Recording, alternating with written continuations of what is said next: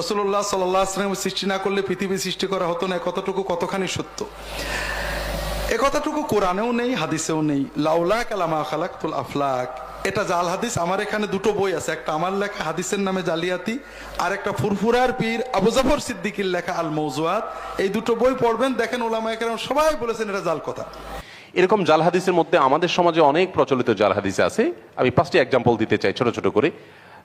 প্রথমত, জ্ঞান অর্জনের জন্য সুদূর চীন দেশে হলেও যাও, এরকম একটা হাদিসের কথা আমরা জানি। এই হাদিসটি জাল। নবী সাল্লাল্লাহু আলাইহি ওয়াসাল্লাম থেকে এরকম কোনো হাদিস আসলে প্রমাণিত নয়। আরেকটি হাদিস আমরা জানি যে 18,000 মাখলুকাত আল্লাহ তাআলা সৃষ্টি করেছেন। আল্লাহ সৃষ্টির সংখ্যা 18,000। এটিও জাল, কারণ এ সম্পর্কে নবী সাল্লাল্লাহু আলাইহি ওয়াসাল্লাম থেকে আসলে কোনো ঘটনা বর্ণিত হয়নি।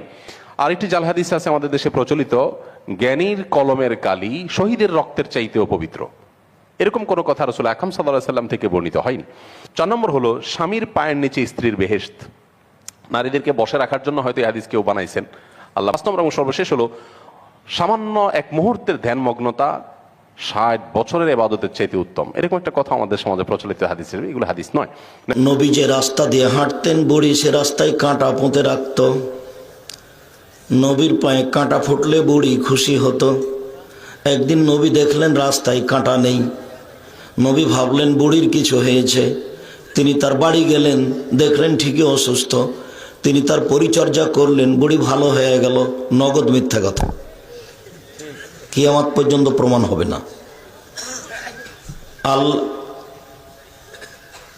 আল্লাহর নবী ঈদের মাঠে গেলেন, দেখলেন একটা ছেলে কাঁদছে।